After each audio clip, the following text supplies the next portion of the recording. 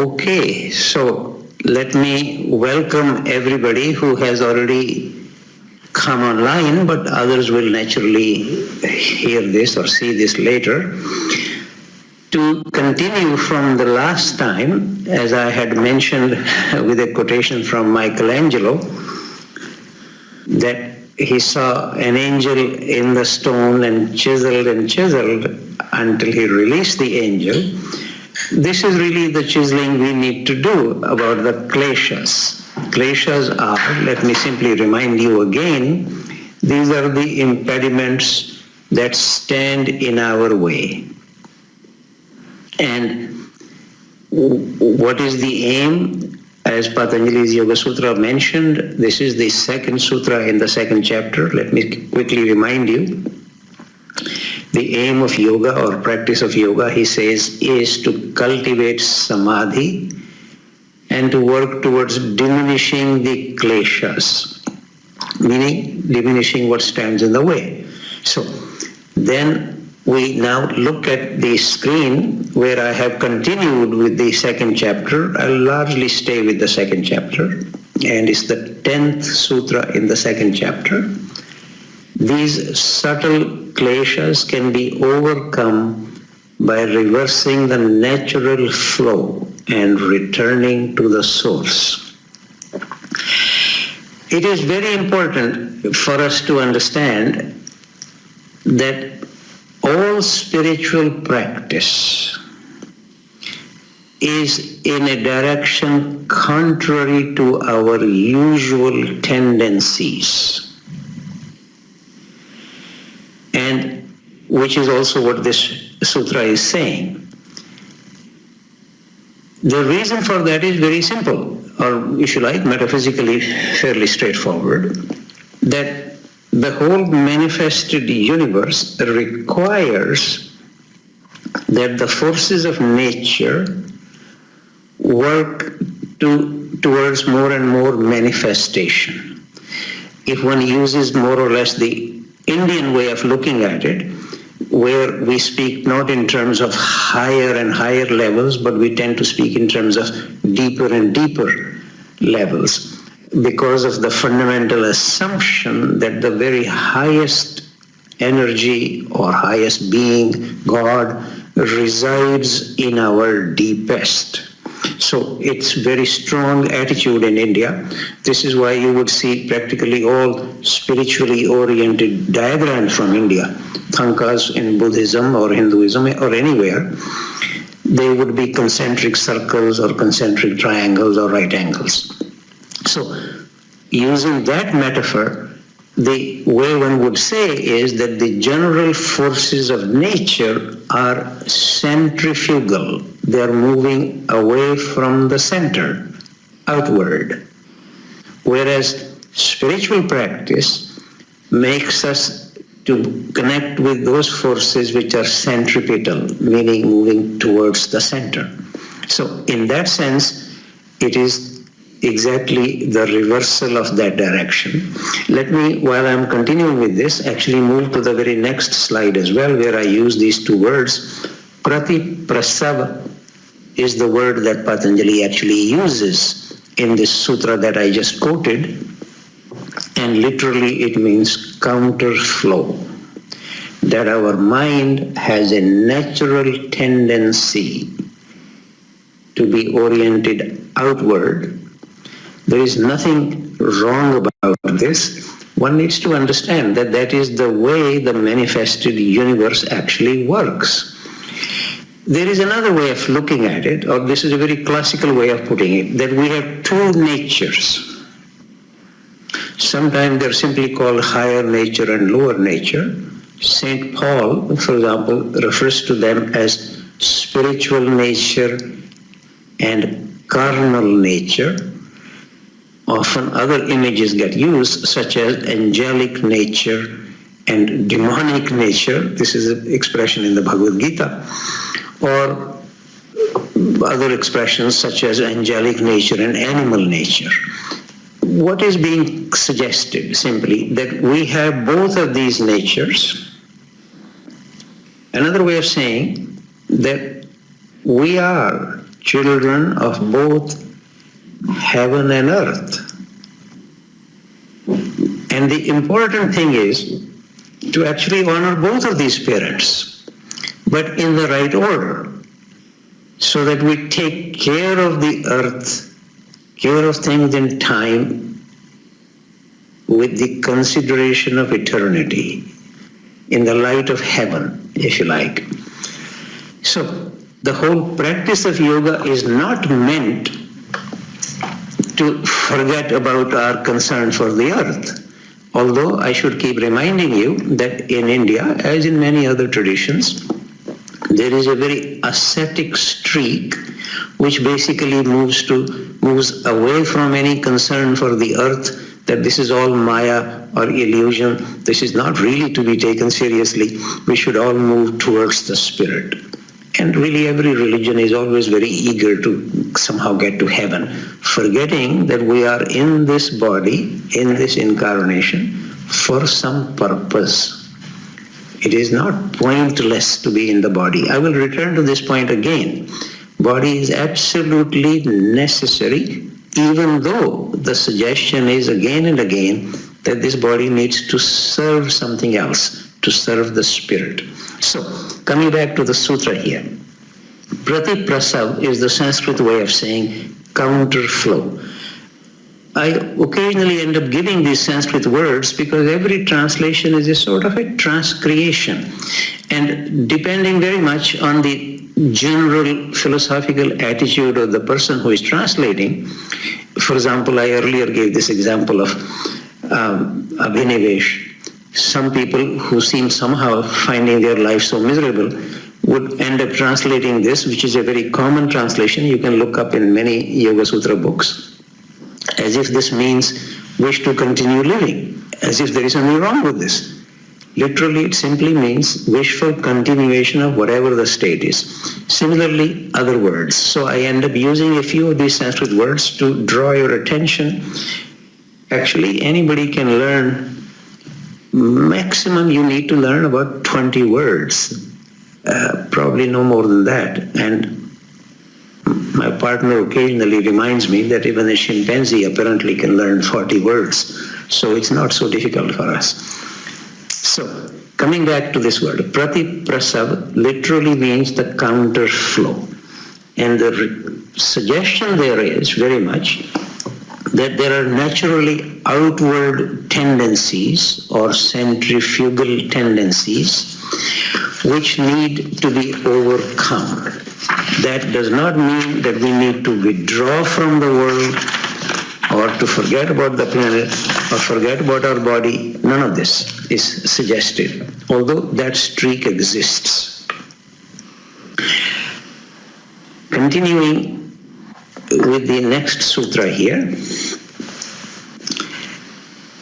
This is again very interesting. What is the cause of suffering?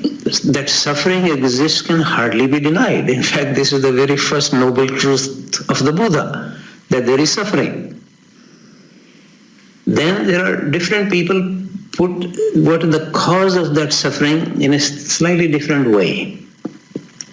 For example, for the Buddha, this is another of the noble truths of the Buddha, that the cause of suffering is really selfishness or selfish craving, sometimes translated as desire.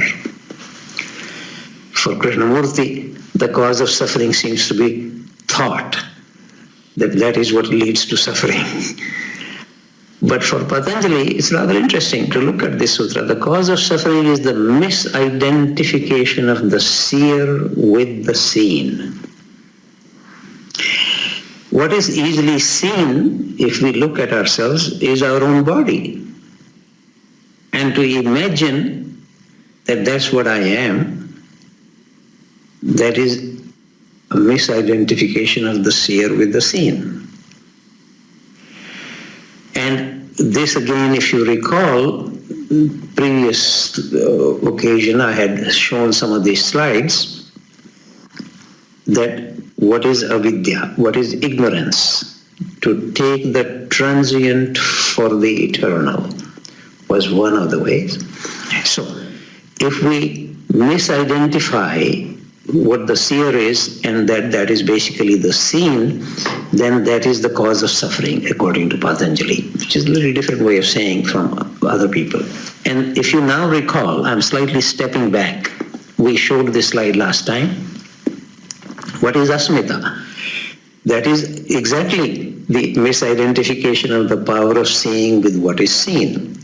Here he speaks about the power of seeing. In the earlier slide that I just showed, it was the seer.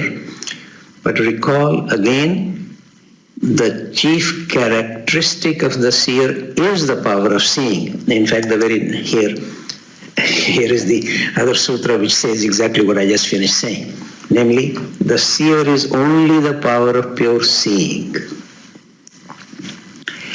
We have a tendency just to speak about seeing without the seer. Somehow grammatically doesn't make sense, because we are accustomed in English and in most languages, subject, object, predicate. So we end up creating a subject. But really what is being suggested, that actual real seeing is in which seer, seeing, and the seen all come together. I had mentioned this last time as well. That is called samapatti, a fusion, coming together of all of these characteristics. So we continue with this here, that asmita is really essentially, as I mentioned last time as well, literally it means I am this. That means I remove myself from the whole ocean or the whole reservoir of being and identify myself with one particular aspect that then separates me from the whole. And the separate self would be another way of translating asmita. And the separate self is by nature also a separating self. It separates me from the others because I'm different from the others. I'm not related with the others. And all relationship, whatever kind it is, requires some element of love. On the other hand, no love can actually exist if I am wholly occupied with me, me, me. So that is another way of understanding asmita. That the very nature of asmita as a separating self interferes with my relationship with anything else. Not only other persons, but with nature generally, looking at a tree or a puppy dog. All relationships require a certain kind of affection, certain kind of love, and that is interfered with by much more occupation with me, me, me. So, asmita is something that we really need to understand. We are separating ourselves from the whole ocean of being by identifying myself with one drop of it. So, here then we see that the connection between the seer and the seen causes a mistaken perception of identity. Now, again, I know this is a very strong streak in India, and I keep alerting you. If you take something seriously, you need to really question it. Precisely because I take the Indian tradition very seriously, I question it so that I can assist its purification, its cleansing, because it's absolutely inevitable everywhere. This is actually almost the law of time. Krishna even speaks about it in the Bhagavad Gita, that I taught this very yoga in the beginning, but because of the ravages of time, it has been lost. It is inevitable. And so, therefore one needs to question the tradition, but it's a very strong streak in the Indian tradition, also ends up entering into the Theosophical society, sadly, from my point of view, that as if what we need to do is to separate the seer from the seen, which literally in this context will mean to separate Purusha from Prakriti, so that the spirit is completely separated from the body. This is not at all the intention of Patanjali in the Yoga Sutra, as I will just show you specific sutras. Well, first of all, before I go there, again Patanjali identifies avidya, ignorance, as the main source of all these problems. This is throughout the Indian tradition. I personally don't know any sage in India or any text in India which says otherwise, namely that ignorance is the source of all our difficulties and problems and predicaments. And so Patanjali is basically following the same tradition here. And then he says, with the disappearance of ignorance, this misidentification no longer exists. Then pure seeing alone remains, not the seer separated from the seen, which is a very strong tendency, as if I need to get rid of the body and become pure spirit. There is no such suggestion in Patanjali's Yoga Sutras. And again, very strong idea that what is required is discernment. The Sanskrit word is vivek. Sometimes it is translated as discrimination, to be able to discriminate between one thing or another, between truth and falsity, for example. But the word discrimination in contemporary English has acquired slightly other meanings also. So I advise you to come to the word discernment as maybe a more proper, at least in contemporary usage, a more proper translation of this. So Vivek is the way to overcome ignorance. Now, this is extremely important for me to keep emphasizing. Religions everywhere, more organized they become, more they get to this tendency, keep emphasizing faith. There is no such emphasis in the classical texts of yoga, Patanjali's Yoga Sutras or the Bhagavad Gita. These are the two texts that I would more, because I have wrestled with them for many years, I can keep speaking about them more and more. These are classical texts of yoga. To be sure, there is a Sanskrit word called Shraddha, which can be translated as faith, but it means many other things. It means respect, confidence, trust. And Patanjali does in passing, for example, in the 30th sutra, in the first chapter, does mention Shraddha. But there is no yoga of faith. There is yoga of action, yoga of knowledge, yoga of love, yoga of meditation. Nobody mentioned any yoga of faith.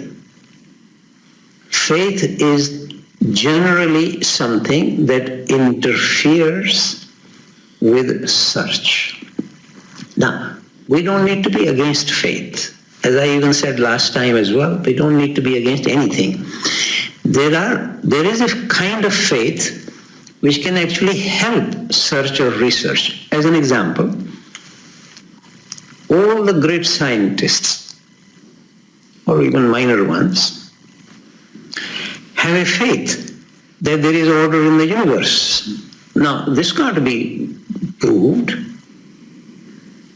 but it assists them.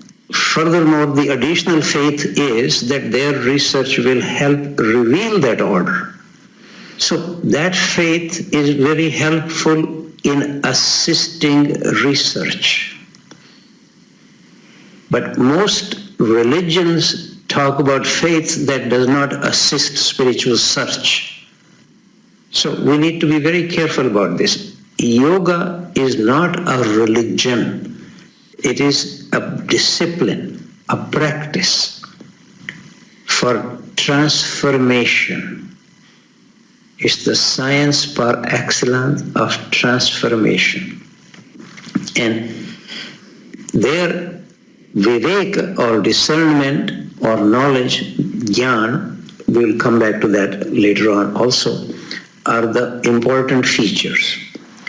But don't need to be against faith if it assists search. For example, I have a faith that what the Buddha said or Christ said actually has profound meaning, even though I don't understand what they are really saying. Maybe when I grow up or when I mature, I will be able to understand something. So that is a matter of faith. But it assists my search. So don't be against faith, but don't easily buy it. Don't easily buy anything that anybody says, including me. Here we are. Any notion that we need to separate the seer and the seen would be very surprising to Patanjali, because as he explicitly says, and here is the sutra, the seen is for the sake of the seer.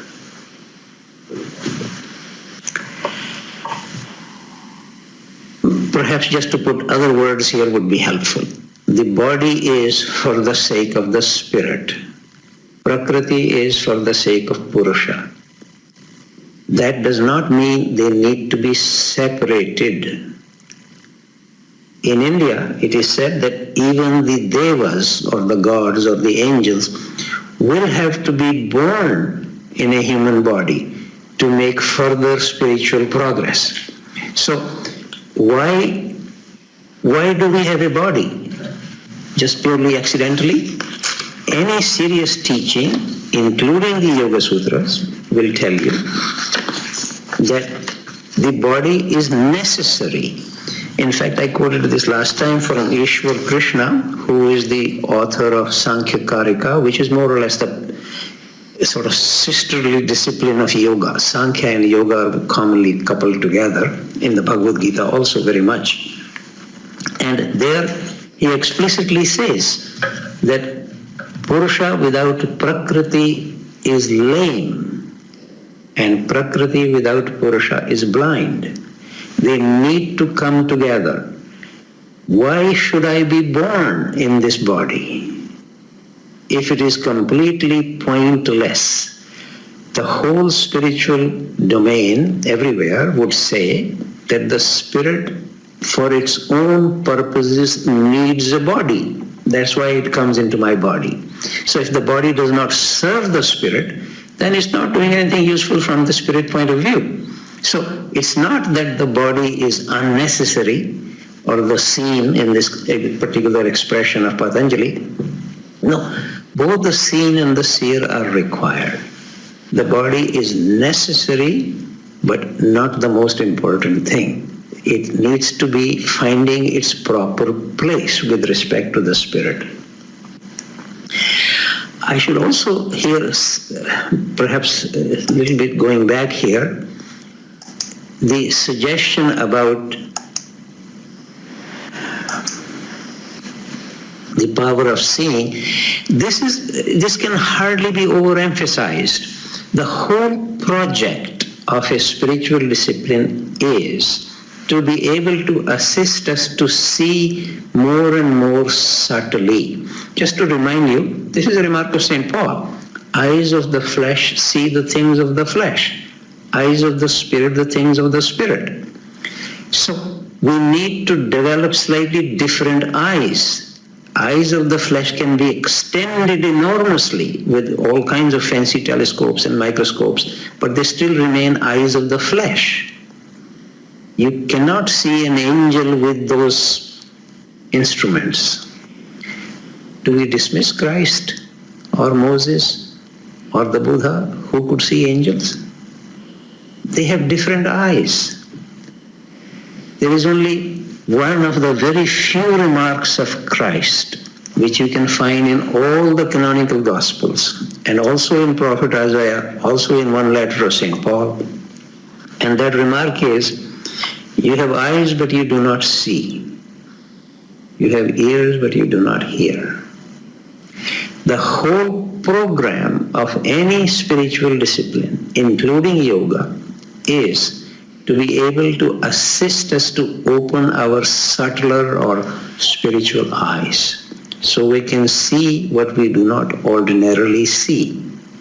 And we have a classical example of this in the Bhagavad Gita, when after much transformation of Arjuna already having taken place, Krishna shows his great form to him. Arjuna is unable to see.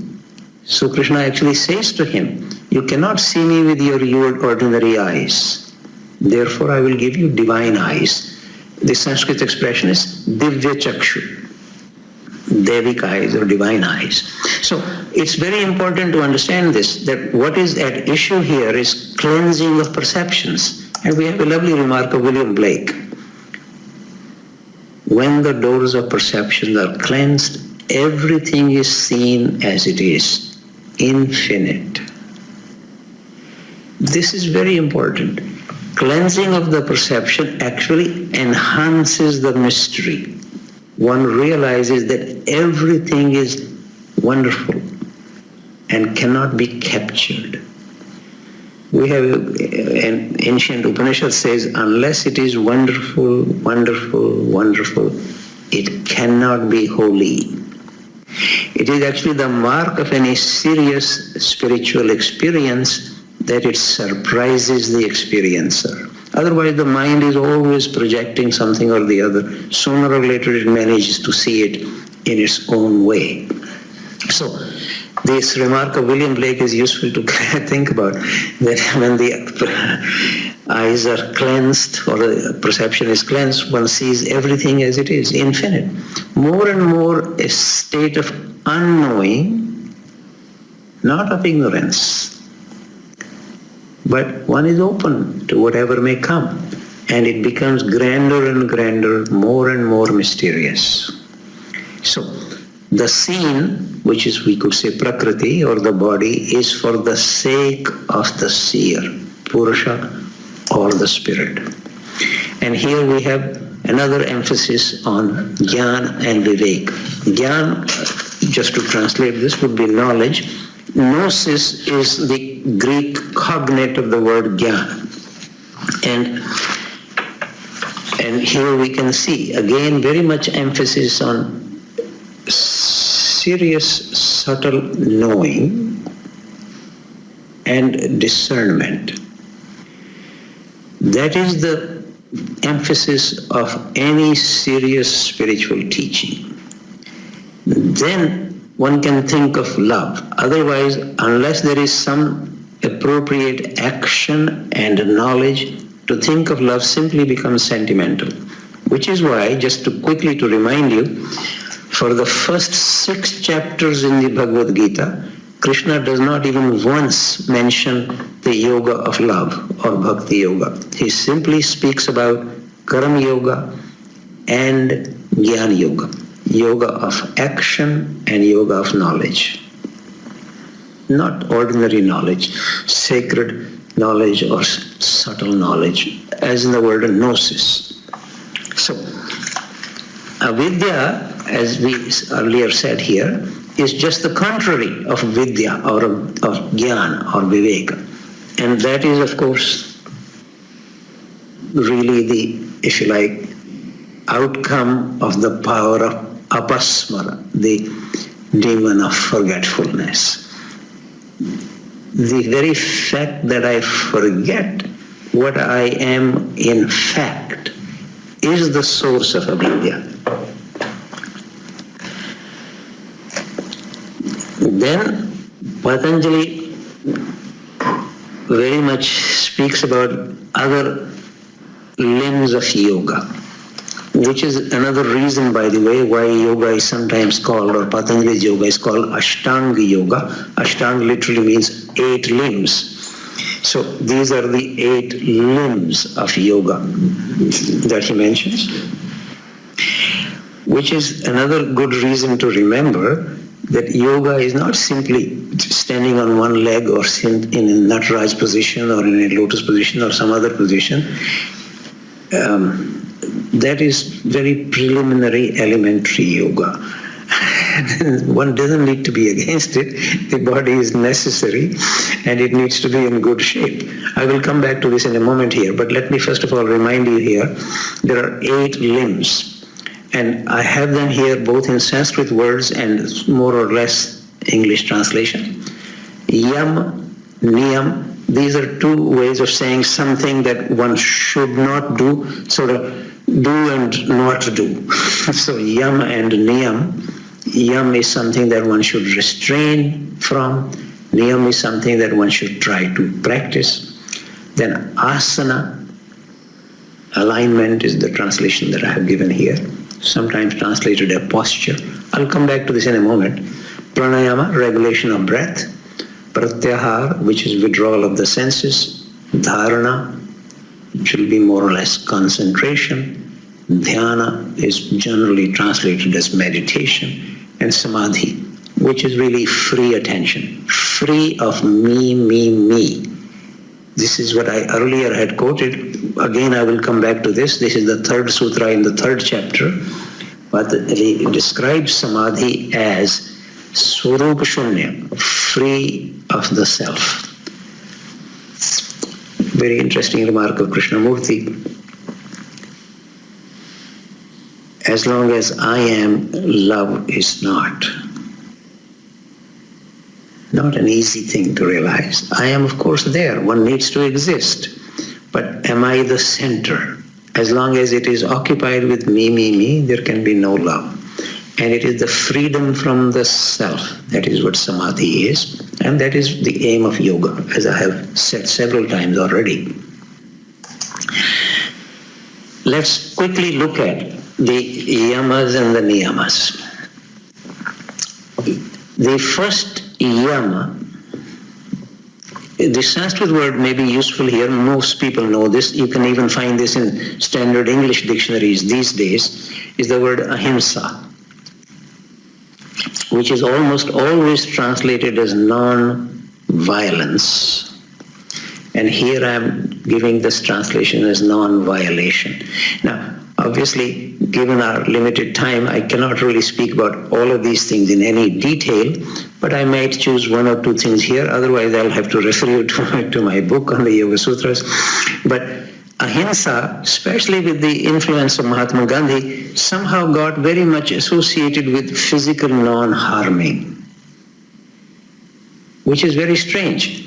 The Supreme Court of Canada, unfortunately, has many, many cases in which usually it's women who feel sexually harassed, but there is no physical harming. There is no sign of a torn skirt, there is no bruises, nothing. But they're still harassed. Gandhi made it all really very cheap. He himself was actually not at all non-violent. Because if one understands, supposing I say to somebody, unless you marry me, I'm going to commit suicide. What am I doing? I'm blackmailing a person. I'm violating a person. So in many of these cases in our courts, the women feel violated even though there is no sign of physical harming. So ahimsa is a much stronger practice. It is against any kind of manipulation, blackmailing, violating a person, not only just physically harming somebody. So it's hard to find an appropriate English word for this, so I use the word non-violation here. So similarly, each of these things need to be understood with much more subtlety than, unfortunately, the ordinary language allows you to do this. But I quickly want to move on with the niyamas. My time is going to be very limited here. And here, I especially want to draw your attention to two things. First of all, the last three niyamas which are mentioned here, you can see quickly: tapas, swadhyaya, and Ishwar pranidhan. These were also mentioned as the activities of yoga by Patanjali in the first sutra of the second chapter. So very much emphasis on these three. And I now won't say very much more about it. You can go back to if you wish, this was the second webinar I essentially devoted to these three things. But the other thing I want to also draw your attention to is this expression contentment. The Sanskrit word is santosh. I say that here because if you look at the periodically great philosophers or theologians even would have a list of virtues. It's interesting to me that in the Western tradition generally, you can even look at Plato, for example, great philosophers, contentment is not considered a particularly high virtue. In India, it is regarded very highly, and here is an example of this. There is a shadow side of contentment. It can interfere with the spirit of exploration. You see, everything has its shadow. One has to realize very great enunciations of the very great teachers and sages can have their shadow side. And so you can be just easily contented with something. So you don't need to explore for something. You don't need to question. So that is the dangerous side of it. On the other hand, it's useful to remember that in Indian tradition, it's very strongly recommended contentment, or santosh is the Sanskrit word for it.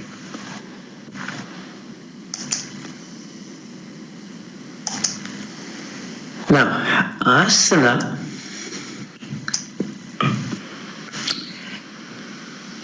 is often translated as posture, and most of the people practicing yoga, as far as I can see, even in India, and not only in North America, they are just doing asanas. This might surprise people. I don't want to name names here. Some of you are very highly regarded asana or yoga teachers who have set many thousands of organizations around the world. They had very little interest in any meditation, which is what Patanjali is mainly interested in. But asana, first of all, to again remind you, these two classical texts of yoga, namely the Bhagavad Gita and the Yoga Sutras, don't mention any asana by name. That's not their interest. And you can see here, asana is accompanied by steadiness and ease, and this is attained when there is complete relaxation and union with the infinite. Then one is no longer assailed by opposing dualities. So, strictly speaking, except at the very highest level of God Himself, or the Absolute, if you use another language, or Brahma, we cannot really have the right asana, simply because the complete relaxation is not possible except at the highest level, simply because there are varieties of different laws operating. But in any case, that's the direction. So an asana, a posture, or personally I actually recommend the translation as alignment, because we also have intellectual postures. If I can remind myself that even if I had a combined intelligence of Einstein, Newton, Shankara, Aristotle, and Nagarjuna, even then, I cannot know all there is to know. That is a mental attitude. That is a posture that would then allow me not to be capturing everything with my rational mind. It would allow me to realize that there are great mysteries, how to celebrate the mysteries, which is the reason for reminding again and again that asana is not only a physical posture, it is also a mental and an emotional posture. In fact, it might interest some of you who know French. The French word for posture is attitude. That already conveys partly what I'm trying to convey. What is my attitude to anything? That is part of my alignment to the whole vastness of reality. How am I aligned towards it? Am I trying to capture it in my little mind? Or am I open to the great mystery and celebrating it? So, asana has many of these other meanings connected with it. But it is important, on the other hand, to realize, as Patanjali obviously realizes, that awakening of the body is as necessary as the compassionate heart and insightful mind. And here is a remark of the Buddha that I very much recommend to you to read carefully. There is one thing that when cultivated and regularly practiced leads to deep spiritual intention, to peace, to mindfulness and clear comprehension, to vision and knowledge, to a happy life here and now, and to the culmination of wisdom and awakening. And what is that one thing? It is mindfulness centered in the body. It is extremely important for us to realize that any notion that the body is unnecessary, that we can get rid of it, we don't need to take care of it, is completely silly. Body is the instrument of the spirit, or to use St. Paul's lovely expression, it's the temple of the spirit. So, to take care of the body and to actually recognize the importance of it. It can be the right instrument. Also, it can be the wrong instrument, or one can wholly get occupied with shining the instrument and not doing anything with it, and just making sure that the instrument is sharp, but that's it. But otherwise, there is a great emphasis on finding the right attitude, right posture, right alignment. In fact, in some Zen practice, particularly the very famous Zen teacher Dogen, he's often called, rather than Dogen Roshi, Dogen Zenzi, which is meaning a great Roshi, he used to actually say that posture is all. that all Zen is about posture, having the right posture. So, there is no need to be, in any sense, to be against the body, but to actually recognize that the body is meant to serve something. It's not because it's obvious it's going to die. And if it is serving only itself, only its own needs, then it is not really the reason for which the spirit has taken on this body. Time is limited, so I'm going to continue with this. So then pranayama.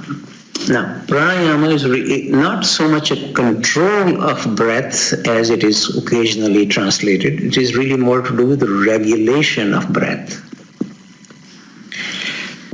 And really the greatest pranayama is simply to watch the breathing taking place.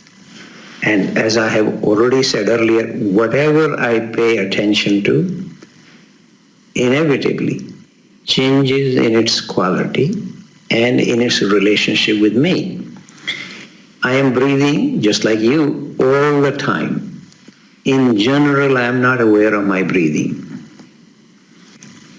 If and when I become aware of it, the quality of my breathing will change, and it will have a different effect on my body.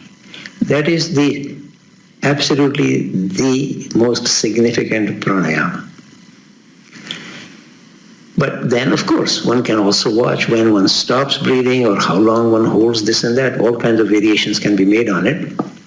But also,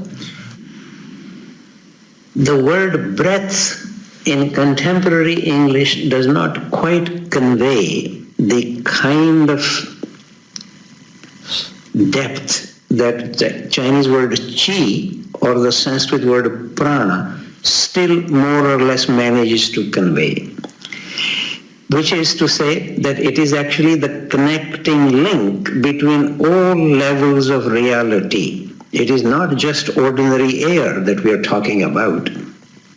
It is actually a whole spectrum of energy, prana, just as chi. In fact, just to remind you, this is from the book of Genesis, 6th chapter.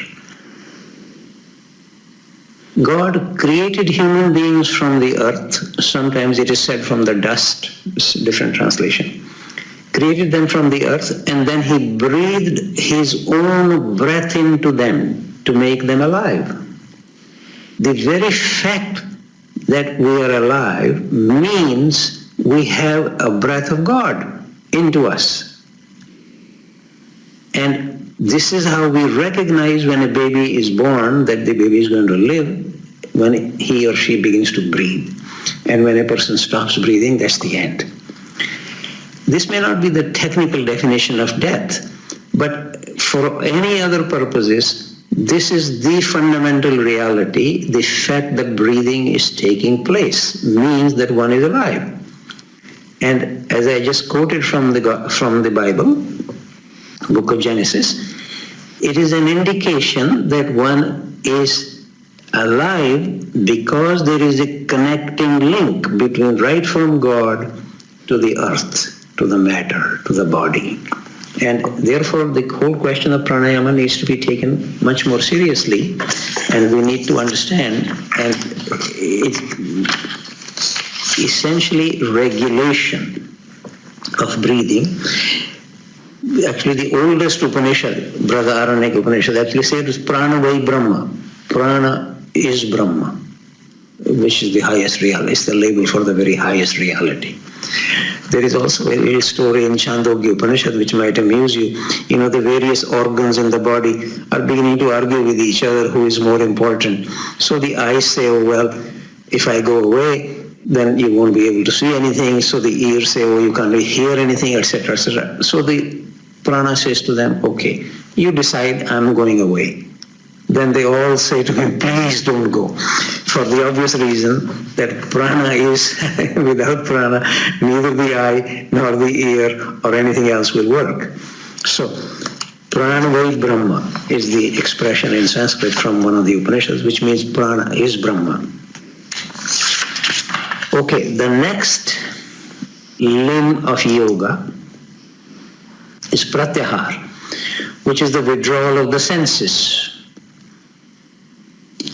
This is actually a very important aspect to understand, and the classical analogy that is given in India generally about this is like the tortoise withdraws all its senses. Bhagavad Gita also uses this analogy.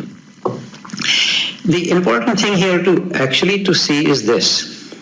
Let me make this as may seem like a dogmatic statement, so don't buy it easily, but think about it. The mind does not experience anything. All experience is by the senses. Spiritual experience by internalized senses. You can close your eyes even, and you can look within, and you can say, I see what is happening. I see that my mind is wandering off, or that my mind is steady, or that I have some feeling of resentment or anxiety or of compassion, whatever. I can close my eyes. It is to say, it's the internalized sensation, internalized senses. In fact, a very great sage in India, Sri Anirvan, died only in 1978. I had a great fortune to spend about half an hour with him, and he made this remark that even the subtlest spiritual experiences are experienced as a sensation in the body. And I am now repeating this remark, the mind does not experience. Then it can see that I have experienced something internally, then it can suggest some other experience. It's exactly the same in the sciences. There the senses are externalized. We don't accept anything as a measurement in science unless some external sense has actually noticed it. Let me make this remark again, and you need to think about it. This is really the whole emphasis of pratyahara, why I need to withdraw my senses so that my internalized senses can become sharper and sharper, that I become not only more and more sensitive to what is going on in my body, but that I can experience subtler and subtler experiences, that the mind is not the experiencer, which is also the reason why there is so much emphasis. Patanjali, the very second sutra in the first chapter, that the mind needs to be quiet. The yoga chitta vritti nirodha. Yoga is stopping all the movements of the mind. Why?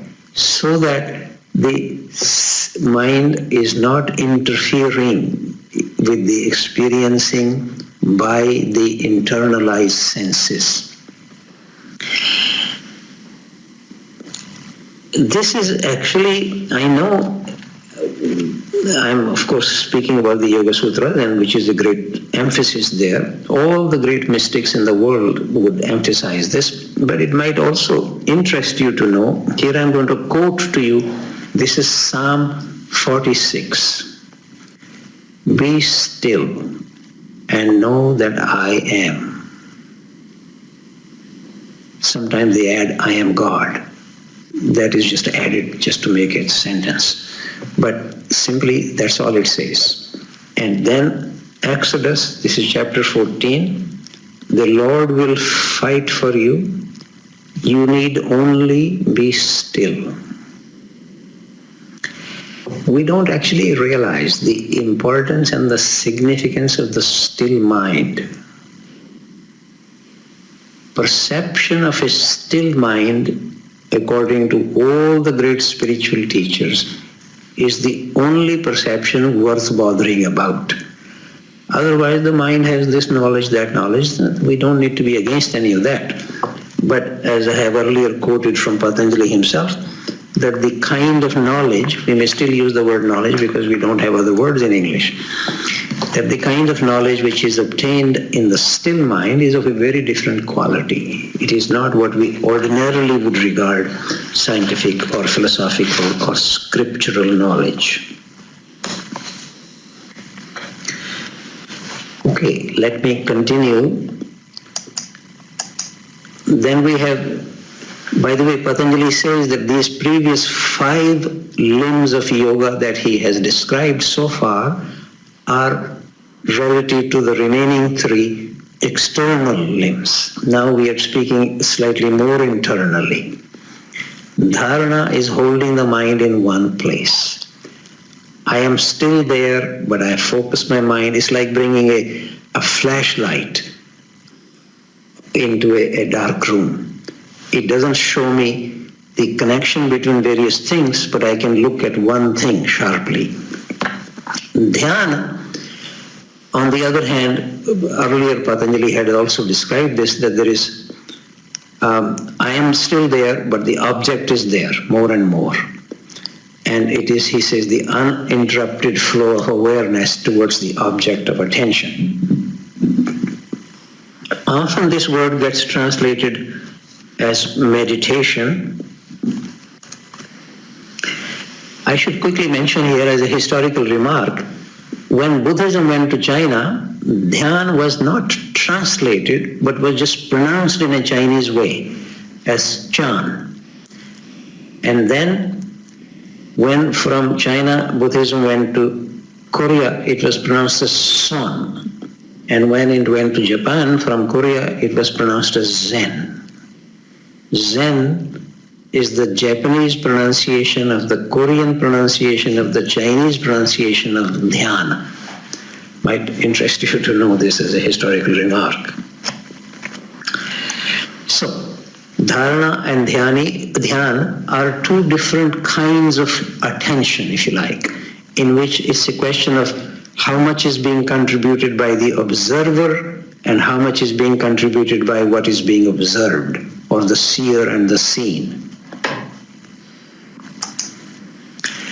And then Samadhi is, if you like, another form of attention. This we already had spoken about last time. Samadhi is the state when the self is not, when there is awareness only of the object of meditation, as if I am completely out of the way. This is why it is said to be the most objective knowledge, that the subject is completely out of the way. Not so easy, but it is good to keep this in mind. What is the direction or what is the aim of Patanjali's Yoga Sutras? And then, maybe I have to rush a little bit here. Let me draw your attention to that the combination of these 3 things is what is called sanyam. I am translating this as total attention. It also literally means discipline. So the real discipline, sanyam, is a combination of dharana, dhyana and samadhi. Then Patanjali says that the illumination of insight results from the mastery of this. In fact, if we are having a whole project these days about how science needs to be extended, we need extended scientists or more transformed scientists to do real science. But part of that is, my project there is to indicate that why is yoga not a science? It requires precisely the kind of scientific research, but it has a different direction. Patanjali, for example, takes the very universal idea that this small microcosmos that I am, every human being is, can in principle mirror the whole large cosmos. The two Sanskrit words are, the whole cosmos is called Brahmand, or the egg of Brahma, and a human being is called a Kshudra Brahmand, a small Brahman, a small egg of Brahma. So that they can mirror each other. Therefore, Patanjali's way of doing natural science is to see what inside me can actually mirror what I need to study outside. And by bringing total attention to that, by bringing sanyam to that part within me, I can study what is taking place outside. Now, this may surprise people, but this is why one is always amazed why some of these ancients could produce amazing results that completely wow us even now. How could they know this? Even a tribe in Mali, which people regard as savages, were speaking about one of the stars which was not even discovered by the scientists until hardly about 25 years ago in the Andromeda galaxy. So there we are. How do they know all this? We could dismiss all this, but to me, this will be really shortchanging ourselves. So my time is getting ahead, so let me proceed here. Again, very strong emphasis that Jnana born of Vivek is liberating, comprehensive, eternal, and freed of time sequence. The knowledge which is created by Vivek, discernment, is all these aspects. This is the great knowledge. And furthermore, very strong suggestion that it is freed of time sequence, because the ordinary mind cannot think without time. In fact, Immanuel Kant, before that Aristotle even speaks in terms of 12 categories of thought. It requires 12 aspects coming from the mind: space, time, causality, quantity, etc. I don't even remember now what the 12 are, but time is certainly one of them, which is why it completely surprises people to come across a remark like this. For example, Christ saying, before Abraham was, I am. Time does not have the same meaning or relevance for him. And then, of course, the very next verse in that chapter is quoted here. Then they picked up stones to throw at Jesus, but he hid himself and slipped out of the temple precincts, which will be one of the siddhis of yoga described by Patanjali in the 3rd chapter. Making himself disappearing. So we need to understand that the kind of knowledge which is being spoken about is altogether a different kind of thing, and the highest state of consciousness is called kaivalya, which is so that deep in viveka, chitta, which is the mind, if you like, or consciousness, gravitates towards kaivalya. Kaivalya, again, is sometimes translated as onlyness. It is, to be sure, aloneness, but in the sense of Plotinus uses this expression, the movement of the alone to the alone. Alone meaning only if one thing remains, combination of seeing, seer, and seen. Observer and observed are together. Krishnamurti emphasized this all the time, practically like a slogan. And so we need to keep this in mind. And here I am suggesting these 2 exercises for you, if you wish. Remaining in contact with the fact of breathing taking place, open to the mystery. Do I breathe or am I being breathed? Another exercise, if you wish to try, How do you distinguish between freedom for myself and freedom from myself? What practical implications does this distinction have in life, in your own life? And then I'm just drawing your attention to my forthcoming book on the Bhagavad Gita. It's coming out in the middle of May, published by Shambhala Publications. You can see some details and some pre-publication reviews. Particularly the Theosophists will be interested that Joy Mills spoke very highly of this manuscript that I had sent to her. On Amazon.com, you can read some of these things. And I have been persuaded by Jim and Pablo to give 4 more webinars, but the earliest I can do this in June. So you see that is written there, June 3rd, 10th, 17th, and 24th. But we'll start at 10 a.m. Central Time, because my friends in India can then come at 8:30 p.m. And people in Switzerland, it will be only 5:30 p.m. for them, and in England only 4:30, so it's not so bad. Not 4:30, it'll be actually 4 p.m. in England and 5 p.m. in Switzerland. Okay, well, I wish you luck, and I hope you don't take anything I say without questioning. This is absolutely important. If you take it seriously, you must question this. And then I have these 2 quotations here. One is, of course, really an invitation from Krishna, be firm in yoga and arise. Then I am very fond of this remark of Matsuo Basho, a great Japanese haiku writer. Seek not to follow in the footsteps of the wise ones of old. Seek what they sought. God bless you. Bye-bye. Thank you, Ravi, and thank you everybody for participating in the webinar. Have a good weekend. Thank you.